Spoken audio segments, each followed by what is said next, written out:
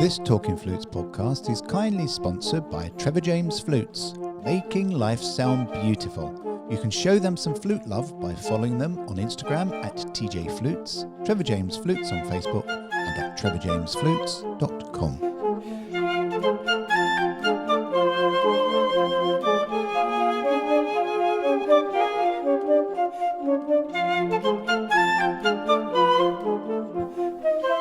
Hello everybody, and welcome this week to Talking Flutes Extra with me, Jean-Paul Wright.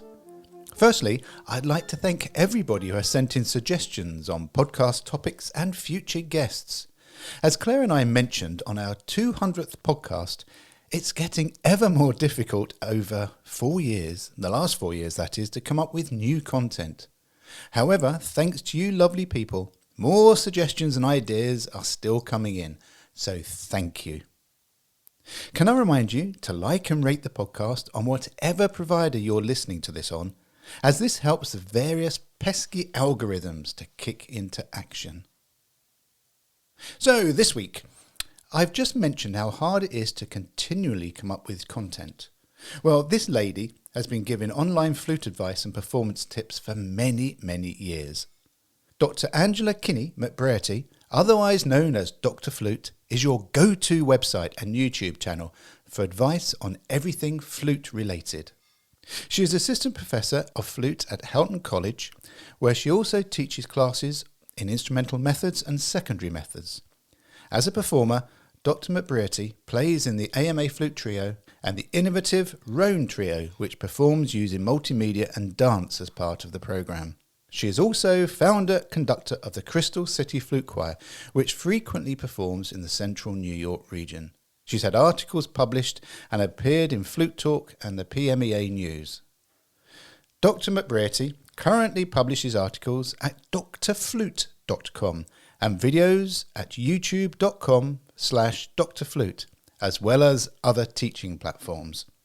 So hello Angela, and welcome to Talking Flutes Extra. Hi there. Thank you. Oh, it's wonderful to be here. Thank you. I can call you Angela, not Dr. Flute, can I? Yes, you can call me Angela. Yes. I call you JP. Oh, absolutely call me JP. Absolutely, yeah. Yeah, I mean, it's a bit like Andrea, isn't it? I mean, many people know Andrea as Fluter Scooter, and yet to call her Andrea is quite odd. I call her Andrea now, but it's quite odd because I've always called her Fluter Scooter. And I've always known you as Dr. Flute since I first met you wandering around. And the thing is, everybody, is when you see Angela at the NFA, she's not just sort of standing there smiling. She's going from booth to booth to booth, and she's trying instruments. And oh yeah, you know, she doesn't stand there and sort of look pretty. She is there working as Dr. Flute, finding out what's new, finding out what the differentials she can feel between different models, checking out the hype that companies put out compared to what she's actually feeling, because, yeah, we'll cover that in a second, because that is very, very different. So we bumped into each other at a flute convention, quite a few years ago now, because there hasn't been any for 2 years. We've lost 2 years, haven't we? Yeah, right, I haven't either. We have. And I bumped into her and I said, Dr. Flute. And yeah, she was I think she was on contrabasses or something. She was doing something really quite strange. So welcome, and it's lovely to get you on. And I've only chosen 5 questions as sent in by our listeners, and we'll cover those from a 1 to 5, and we'll leave what I think is the hardest till the end. But when it comes to going to a convention, and when it comes to testing a flute, now, I believe, and I very much doubt if this isn't the case, that you have probably played and tested all the major brands out there and many of the step-ups and all the professional models, and you understand the many preferences that each model would give to a player. From a testing perspective and from a teaching perspective and for a YouTuber, how do you differentiate what is the spin from the company and what is the reality? Oh, well, that's an interesting question. Okay. Well, let's just say a beginner model flute. I'm just going to take from a little different and work up into that. I think for beginner model flutes, get a flute. I don't think it has to be this brand or that brand or whatever. I just say, get a flute. When you're moving up into the intermediate to professional level, I think that's where you're going to spend a little bit more time deciding what flute is the right one for you. And of course, all the flute makers, think their flute is the best, and that's perfectly fine, but probably the best for someone, but they're not always the best for you. So I think it's really important not to, and I've had students that would just go to a music store or online, especially online these days, and just, I got a good price, I just bought this flute, this is it. And I make it work, that's fine. If that's what the student gets, then I'm not going to complain. It's still a step up flute. It's usually they have a silver head joint, because I think that if you're going for a step up, you need the silver head joint, because this is when you're going to the step up. That's when your tone starts coming into play. And you're starting to differentiate yourself from the masses that just play flute but aren't taking lessons. They're just playing in the school band or something. And if you're serious that you're going to move up to the step up flute, then tone is what you're after.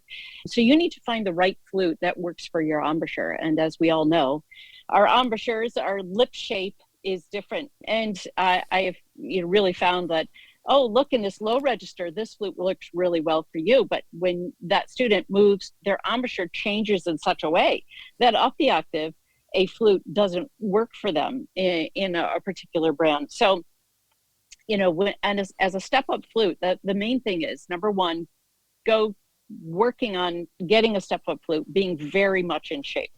I have a student that just a regular school student, probably is not going to be a major at college or anything, but she has a hard time remembering to bring her flute home after band practice. And so while she's a very good student, she's out of shape and she wants to look for a next level flute. And I say, well, the first thing you got to do is bring it home, because there's no sense in looking for another flute if your lip is not totally in shape. But when you're looking for that step up flute, the bottom level is that you have to have a solid silver head joint.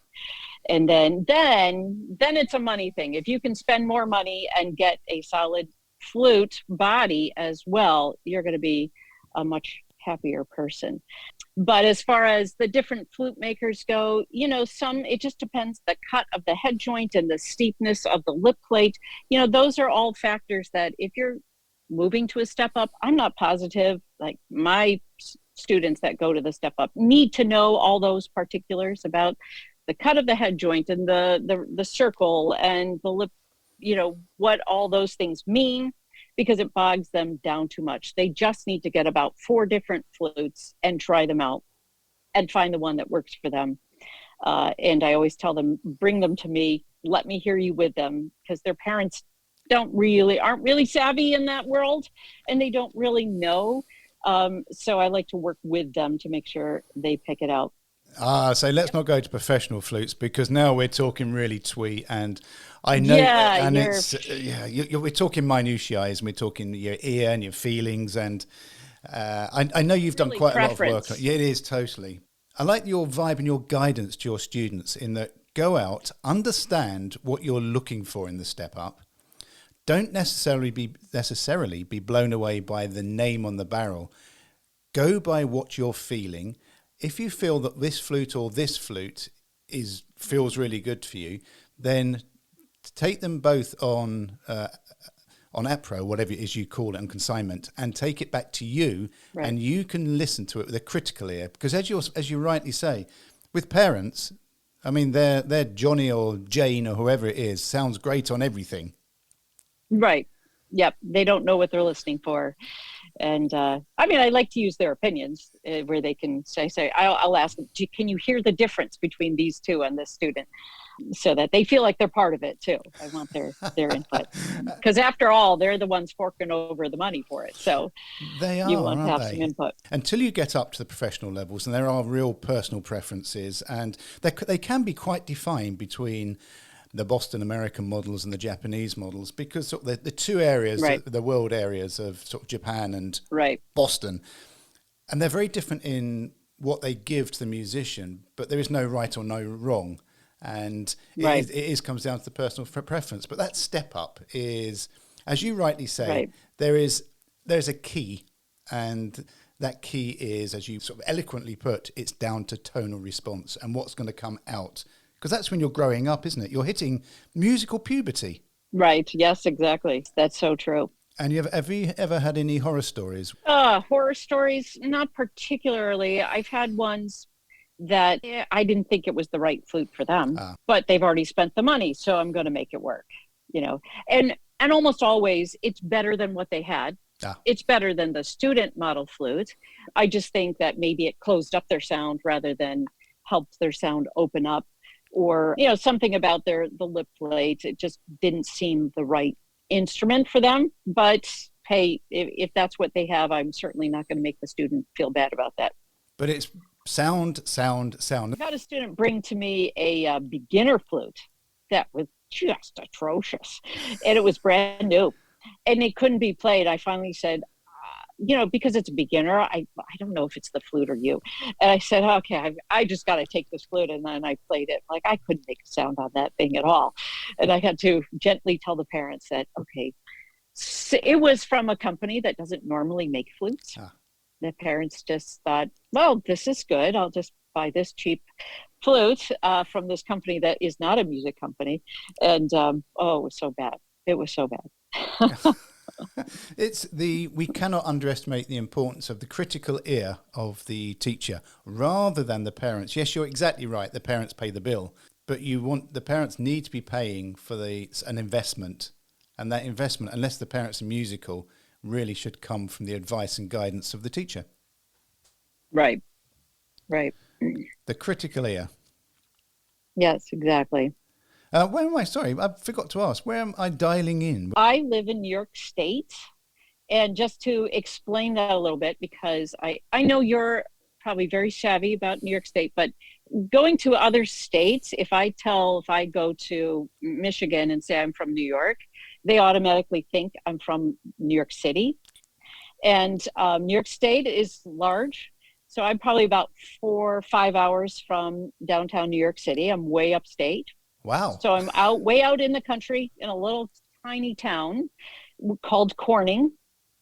And Corning's big claim to fame is the Corning Incorporated company that makes what a lot of people have on their phones, Gorilla Glass. Wow. So this is the home of Gorilla Glass. It sounds like from where you live to New York City or Manhattan is as long a drive as it takes from me to get to Scotland or north of England, sort of the whole length of the country. Oh, really? That puts it all in perspective, doesn't it? That's a little bit of perspective there, yes. How long have you been doing your YouTube and your Dr. Flute advice? And how did it start? And what made you go down this route? So, I have to give it all to my husband. He started delving into some online teaching platforms for some things that he was learning. And he came to me and said, I think you ought to be on this. I think you can do this. And that was around 2017. So that's when Dr. Flute started on YouTube. And I have 5 different classes on different teaching platforms. And it's all due to the fact that he started looking at that. And then he said, I think you need to be on this. And then we got so we did the classes first, and then got into the website and onto YouTube.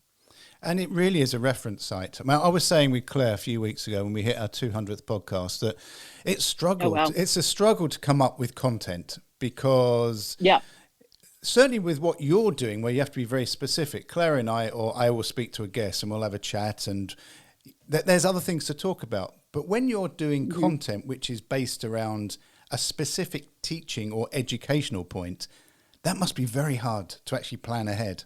Yeah, I like to keep a little notebook with me that when I'm teaching a student, and sometimes right in the middle of me teaching a student, I think, oh, this would be good for and I write it down. Or, a lot of times while I want to advocate that we all concentrate on our warm-ups when we're warming up, a lot of times I'll get some good idea because of something I'm warming up on and my mind is wandering onto some other flute-related topic. And, I write down. And a lot of times right now, take something that I've done before and get much more nitty gritty on that particular topic. So I feel like I can delve down a little bit more into more specifics. And at the beginning, I tried to make these really short videos so that people had time, because time is a problem. And now I'm trying to I'm going to get more specific and a little bit lengthen out that idea so that I can really talk about it. Take a look at Dr. Flute on YouTube. I was going through them before we did the podcast, and I was thinking, oh, we haven't spoken about that on our podcast, about that one. And oh, you've covered that. You really do cover a lot of areas. One really interesting one for people who always struggle to know what a different flute sounds like is you've done some really interesting ones where you've delved down in a first flute, which was a Trevor James, and then you've gone up with two Haynes flutes. That is really interesting, because every single person can hear the tonal differences between what you're doing, and you explain why each sits where it sits. And that is invaluable certainly to parents. Right. Yeah. The different levels of flute have been really fun to do and talk about, a beginning flute. And a question that I've gotten many times is, do I actually need to upgrade? Is it important for me to move up? And then I like to play the three different levels of, like, the Haynes, three different levels of flute there, to say, well, no, nobody says you have to. And I've certainly had a student that went off to be a flute major this past year at college, who played a long time on a beginner flute and had just the absolute best tone on a beginner flute I've ever heard. It was so phenomenal. And then when he moved to the step up flute, it was better, but the jump wasn't as much as maybe someone else who had a lesser tone and moved to that, because he could just get a really phenomenal tone. So I want to be very realistic to people, and especially because a lot of people that are out there on YouTube are really the retired person who's now getting back to a flute they played in high school, or just an adult that is saying, I want to start playing, and what do I need? So when you can compare the different levels of flute or different types of flute out there, then they get to take their knowledge and experience and say, okay, what is it that I need? What is it that I should have for me? How much money do I need to spend? Mm-hmm. And also the lower price models are machine made, largely machine made. And then you go up to the top end, the Boston models, the Powell, Brannan, Haynes, and then you go over to Japan. I'm sure I've missed somebody out there, but obviously the handmade, because then you go over to Japan, then you have Muramatsu, Senkyo, Miyazawa, and they are made largely by hand. And there is something magical when something is made by a hand rather than a machine. And that's probably why there is a lot of differential in handmade flutes, because one person is cutting the head joint rather than a CNC cutter, an automatic CNC cutter, which you get on the student flute. Mm-hmm. And when one person's cutting it, there is all I can say is that I've got an old Lafan head made by Reiner, which was, it's 35 years old.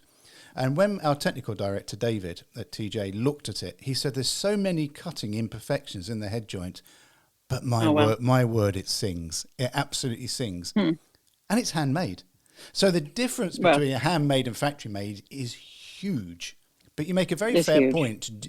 If you're not a very good player, if you're not at an advanced level, experienced, you won't necessarily get the most out of a really expensive flute. And that's what your videos bring over, is that you have a place in your flute level, and it's buying the flute that is fitting you, isn't it? Right. You definitely need to buy the one that fits you and your budget. And there's no right or wrong. So there's definitely some retired people that have expendable income. And, if you want to go all the way and get that professional model flute, even though your skills maybe don't warrant that, go right ahead. There's just no wrong on that. But for those that are only, I tell my students, when they, I try to get them into the step up, certainly by the time they're in high school, that they're moving into that step up.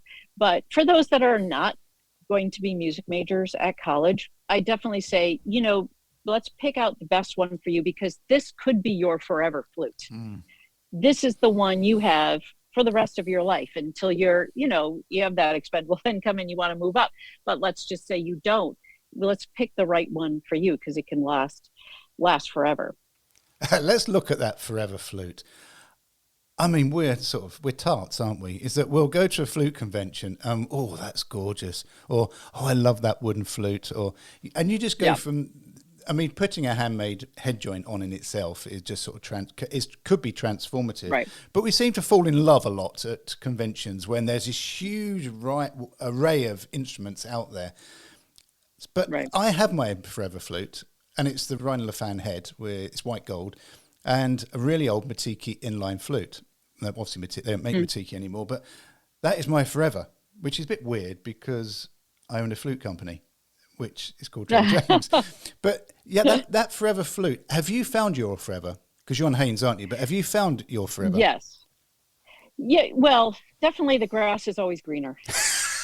The grass is always greener. You go to these conventions and you think it makes you sound completely different and gives you everything your heart has ever desired on the flute.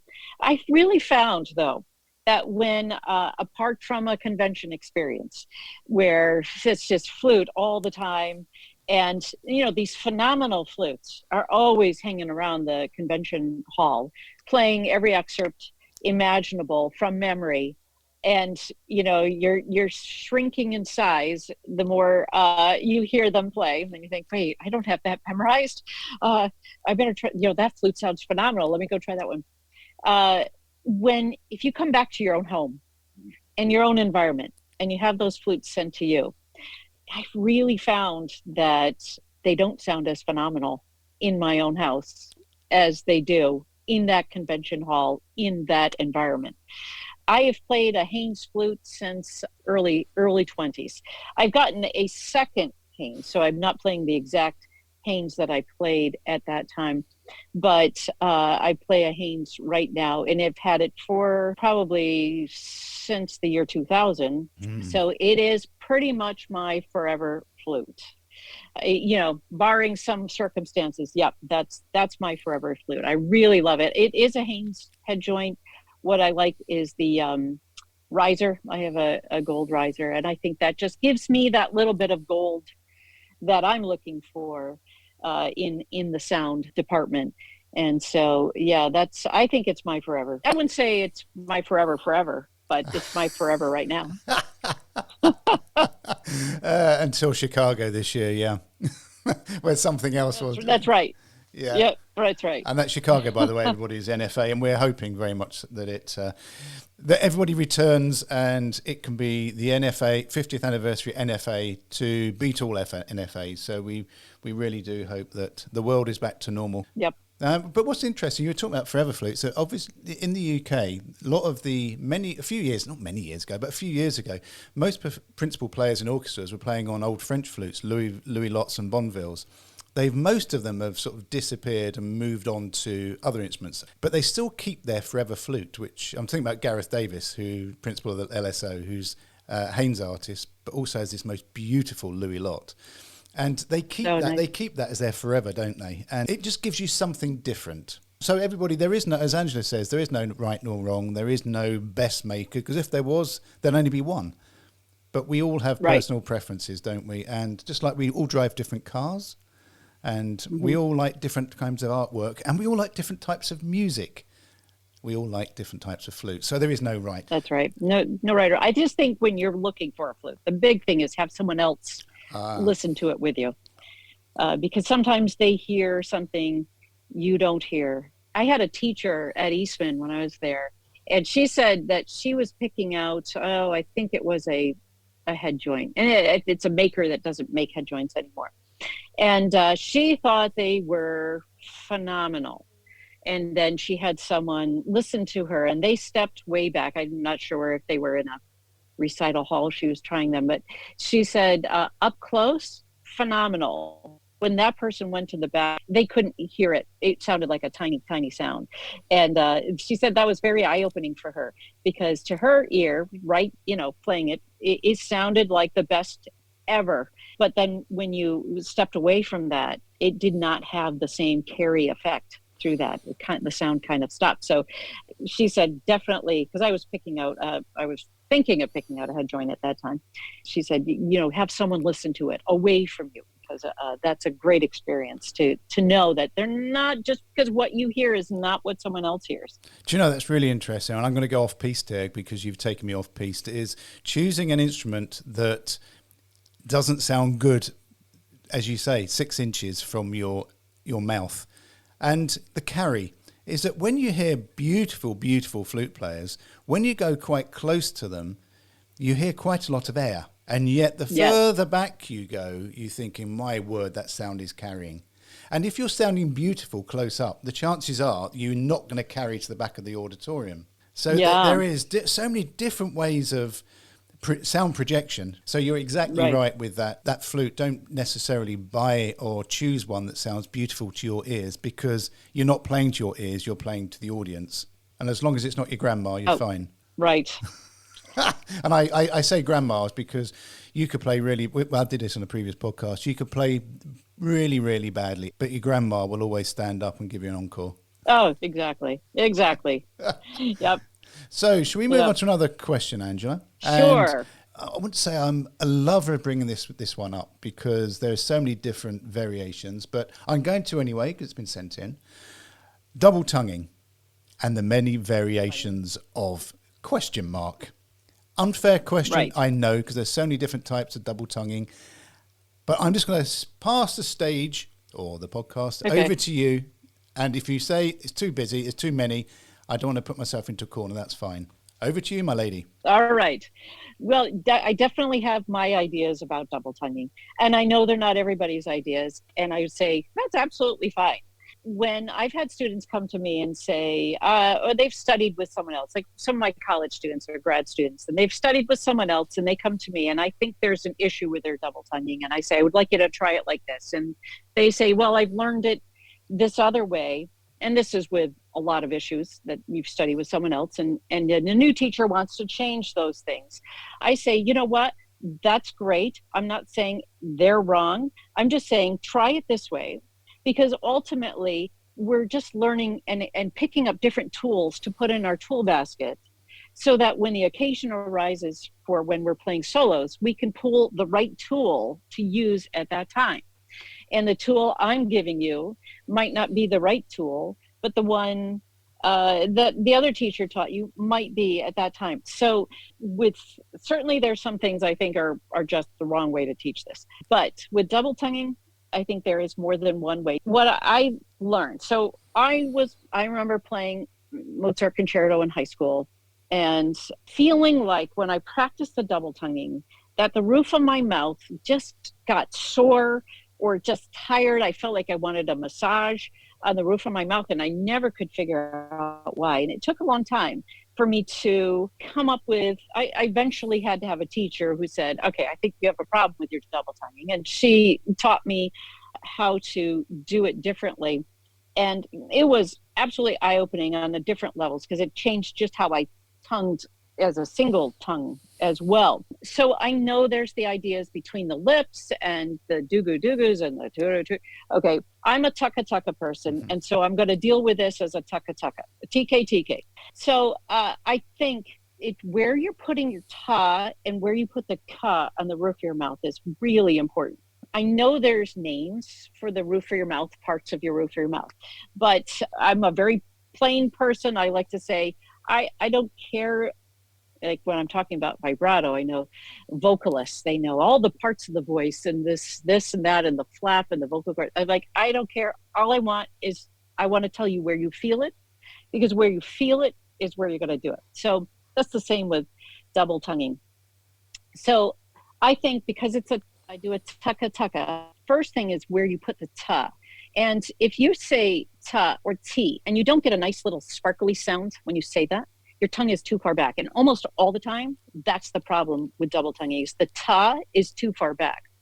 And if you think always talking the roof of your mouth, I'm not an on your teeth kind of person. So I'm saying as far forward as you can get. So there's a little bump between your two front teeth on the roof of your mouth. And that is where you hit. I also say you've got to visualize that your tongue is a point and not a rounded tip, but it's a point. And if you think of that as a point and you say ta, ta, then you get this nice little sparkly sound as you say that ta. If you move your tongue back, which is generally, it's where I was tonguing, in between that knob and say the ridge before your roof of your mouth arches up, that's generally somewhere in there is where people ta. It has a dull sound. Ta, ta is much duller. And when I hear students, I know exactly that they're tonguing in the wrong spot because it makes a thunk noise while they're double tonguing. There's this little noise, a thunking noise. I call it the thunk, and I could hear it. And it always 100% of the time means that tongue is too far back and it needs to move forward. And then if the tongue is forward, then where you say ka, you're just on a, I don't know, rivet, a lever. You're just going tucka, tucka, tucka. So the tongue doesn't have to move forward and back, which I think it does when the ta is too far back. Then the ka has to then move a little bit forward. And so it's making you do some extra movement in the roof of your mouth.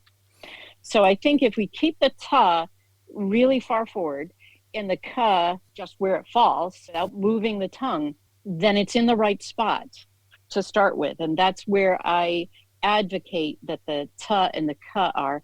And then the next most important thing is that it stays very, very light. So most of the time, also after we've dealt with the movement issue to keep the tongue really far forward, then it's because their double tonguing is too hard.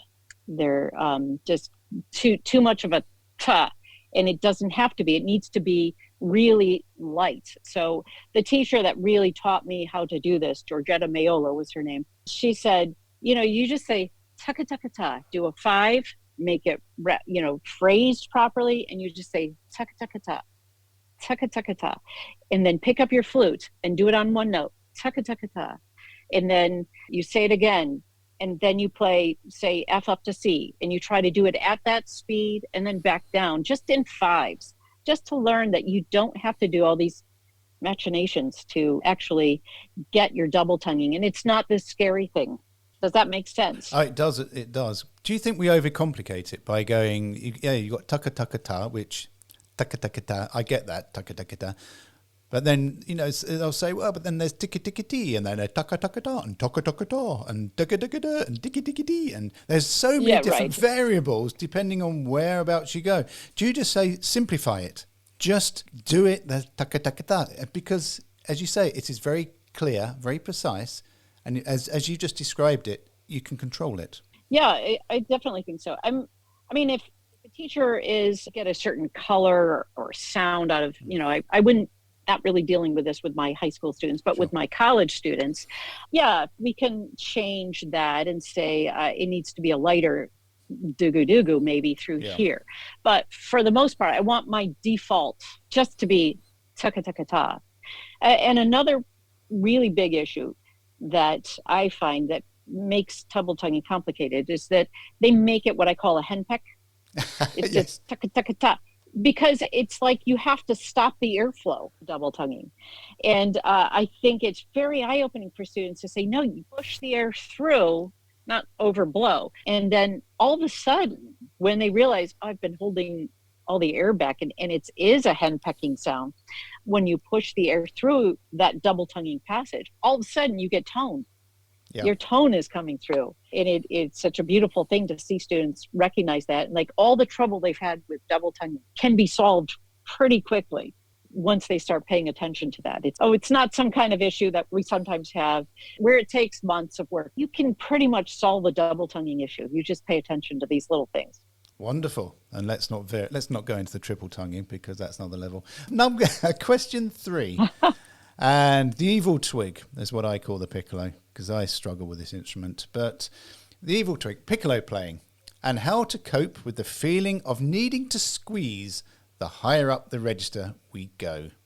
I am the classic case of that. I just get this urge, the higher up I go, that my lips get tighter and tighter, and the sound squeezes. Yeah. Well, I definitely had that problem too. I did go to an orchestral audition and I got the dreaded buzz, and it was all over at that point. And that was just before I was really ready to take any auditions, but I did it because it was an experience that we all need to have. And it was a good experience because I realized, okay, here are all the things I did wrong. And this is why that buzz came when I tried to reach those high notes and they didn't really come out. So yeah, piccolos. I think that the idea that, I don't know who came up with this, it wasn't me, about practicing 30 minutes a day on piccolo, that's a great idea. If you're in college and you're really going for this professional pro flute thing, I think that 30 minutes a day is really good.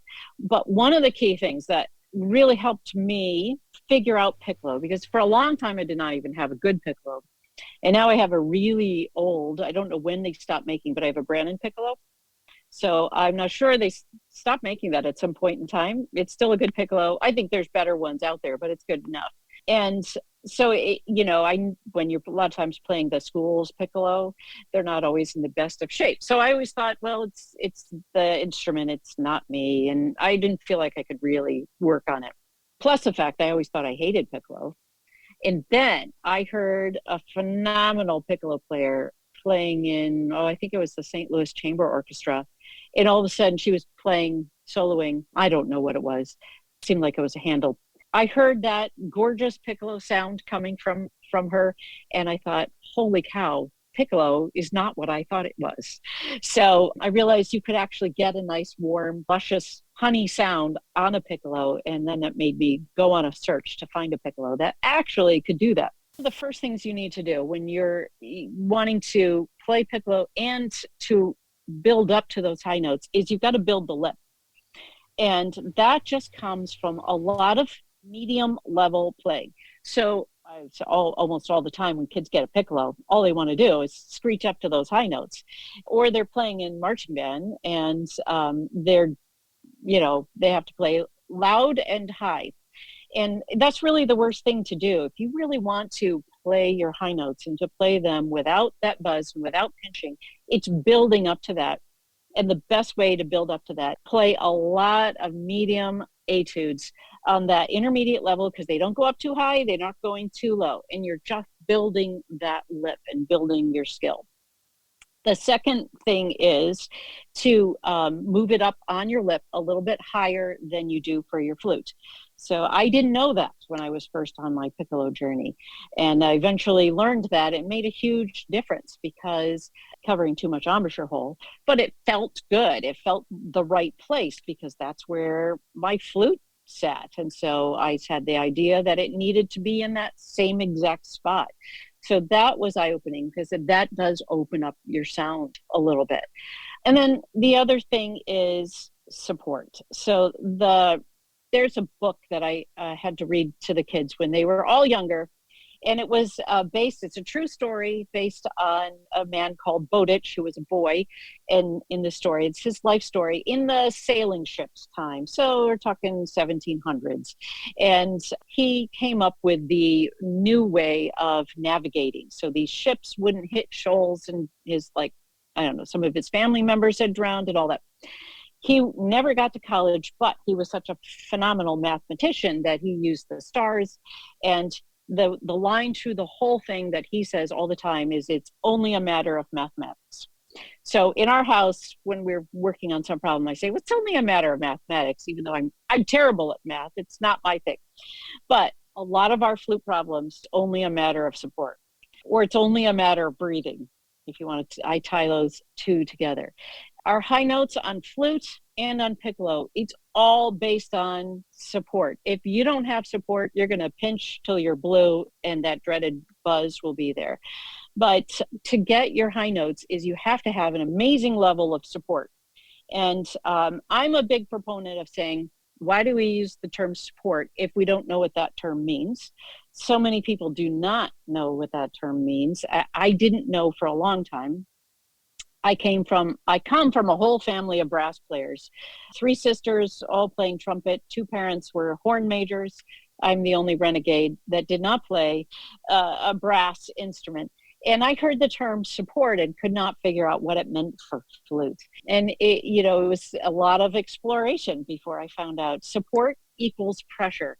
So let's use the term pressure and say you need to build up a lot of pressure on the inside. So through your breathing, and then that pressure pushes up of air to hold those high notes in place, thus allowing you to open up and relax your embouchure. So we want to rely too much on our embouchure to get those high notes when we need to rely on our support to get those high notes. And then that allows for the embouchure to be able to be open enough so that you're not pinching. And when you see really brilliant piccolo players play, they have the same embouchure as we do when we play the flute. It looks so relaxed, doesn't it? Yes. Oh, definitely. I mean, to see a piccolo player and watch their embouchure, it's really nice to watch and look at what they're doing with that and to see it's not pinched. It's not pinched at all. I mean, of course, you have to be a little more closed than you do for the flute, but a lot of times I just don't say that. I just say don't pinch or don't open up that embouchure, open it up, and we'll do it enough. And don't be scared of it. Right, Angela, my last number 5. And this is going to be a difficult one for you because you've done so many videos, but over the years, what are the 5 most asked questions? It doesn't have to be 5, but what are the most asked questions that you have received about the flute or flute playing? All right. Well, I would say one of the big ones is that support question, because so many people do not know what that means. And that was me for so long, just struggling. I heard the term, I read books, I read all the magazines. One of the first people that got the Flute Talk magazine, and had it through all the years and read every article in there. And not one single time have I ever read an article that talked about support, what it means, and how to do it. And so I've done a number of videos on my channel about support and how support equals pressure. And the only way I came up with that was thinking about brass, because of course with everybody in my family playing brass, I've played brass, I know how to play. And feeling when you are buzzing on that mouthpiece and feeling the pressure build up on the inside and having that aha moment that is support. And we flute players do not have anything that we press against. We're just setting very lightly a mouthpiece against our lip. So we have to figure out a way to create that support. And we do it through our breathing and tightening those muscles. I don't want to get into all of it right now, but that I've got a couple of videos on that. So if you want to get more into my ideas on what support is, you can watch those. But it equals pressure. And if you think about support being pressure, I think it makes sense to you. And then you can say, okay, I understand now why that's called support, because just like supports hold up a ceiling, your support is holding up your tone, creating this cushion of air. So that would probably be the number one question that I get. The second one would be, really need to get a professional flute. And that one, we've sort of talked on that. I've had a whole lot of people when I've talked about that online is, the engineers that are watching, and they say, you do not need a new flute. Keep the one, just upgrade the head joint. The head joint is all you need. And I'm not coming from an engineering standpoint. So I listen to what they say and go, well, okay, yeah, I think you can. I think that is one option. Most of the time, the answer to that is no, you don't need to. Should you? Maybe you should. It depends on if you're really working on tone. If you're working on tone and your tone now deserves the next level, then it's time to move up. Many times, a new head joint would be a great economical option to move to. But I think that sometimes we get too wrapped up in just tone and that you're only moving up a level because of tone. Whereas if you think we that play on the professional model, yes, tone is a large part of it, but it's also the craftsmanship of the keys. It's how they feel in your hands. It's how smoothly they move up the scale. I think all of that, it comes into play when you're moving up into that professional level, and it's not all 100% about tone. No, do you know, I'll add a bit on that head joint thing, because yes, upgrading the head joint in most cases, if you've got a good body, is potentially a good route. However, it's sometimes a handmade head joint. I'm thinking about putting a song head joint on a silver plated instrument. You're just putting a rocket launcher on something. It won't work properly. That's right. You can't often mix and match head joints from professional makers onto more student models, because you just don't get what you would get on a professional model. Yeah, that's so true. And I remember I had a college student come to me with a very poor body of their flute, and they were looking for a head joint. And I had to say, I don't think this is going to be what, you try to say it gently.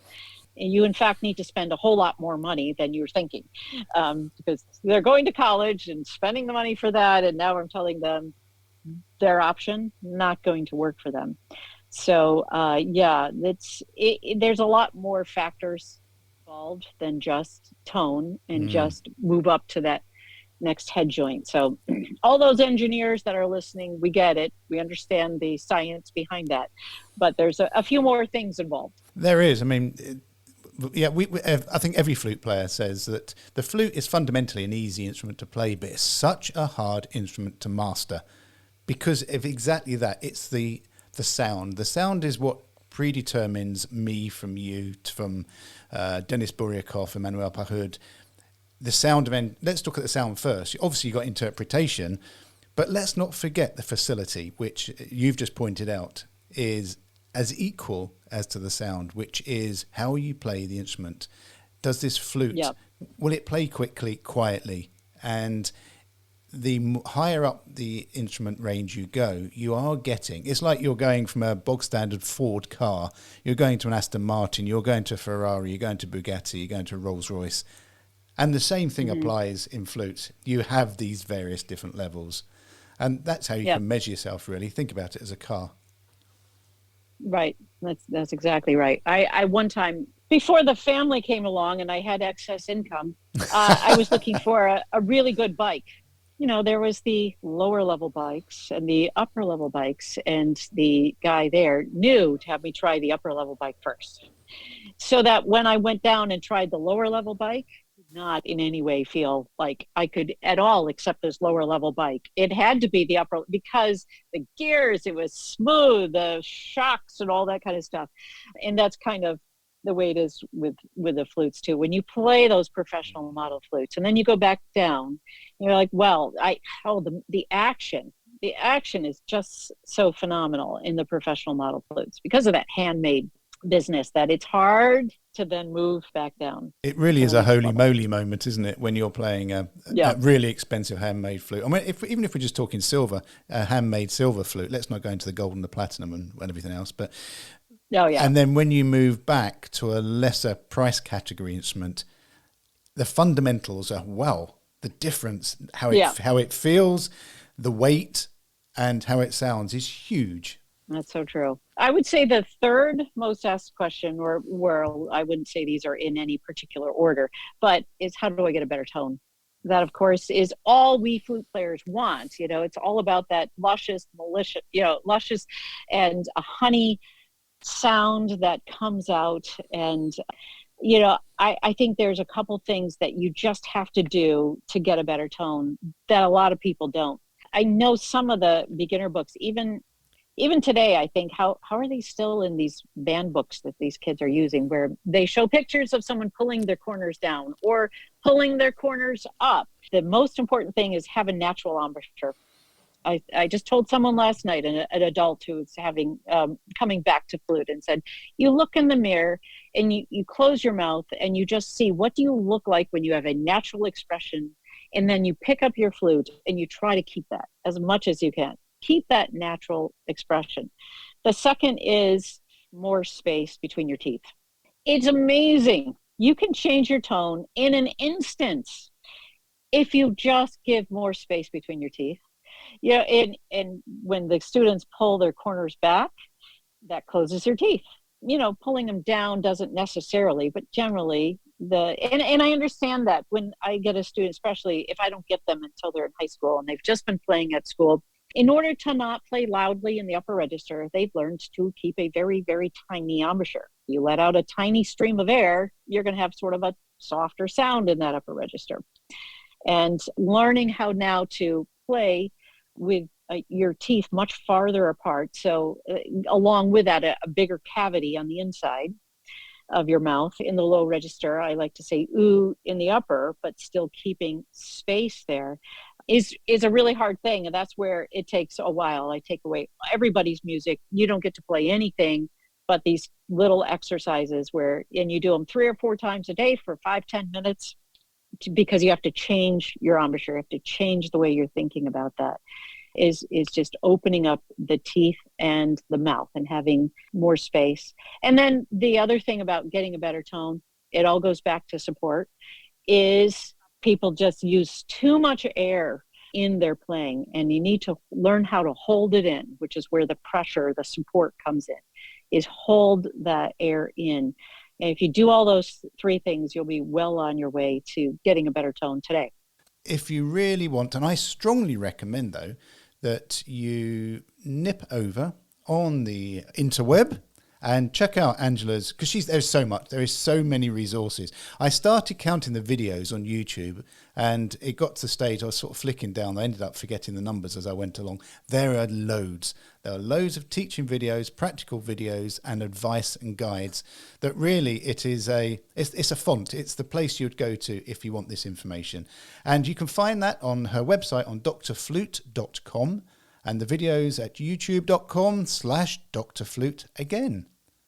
Angela, you've been so kind today. Thank you. Oh, it's been my pleasure. Cold, cold winter. It's been a ray of sunshine. Oh, that's really sweet. It's nice and sunny here, actually. And my dog Mouse has been quiet. She's been flat out behind us. So that is a treat in itself. And NFA this year, if it goes ahead? Yes, I'm not positive I will get there, but I love going. And so I will try my hardest to be there. Wonderful. And if it's there, then, you can normally find me wandering around with the couple of my buddies and causing havoc, as we always do. But I think the most important thing is you go there and you smile and you sit and admire flute players of all standards, and from the brilliant to those that are just starting. And every performance is valid. So that's why I love NFA, because it's a mishmash, a potpourri of every standard and every flute maker. Most flute makers are there, so it is wonderful. It is, and people don't necessarily know that we all don't mind getting stopped and talked to. Yeah, that is an interesting thing, isn't it? Yes, because you're well known. So if you see Angela around, and you'll see her face on all her videos, as she said, she's approachable, and seriously, she is. Just stop it, unless she's playing the contrabass, because that takes a lot of their focus. And it curls around the body 100 times. So you probably have to get her out of the flute before you can talk to her. Angela, thank you so much for joining me today from New York State. And thank you, everybody, for listening. Looking forward to speaking to you again soon. May you have a musically fulfilling week. May your high B be especially in tune with plenty of support. And your low C not as flat as mine normally is. Goodbye, everybody.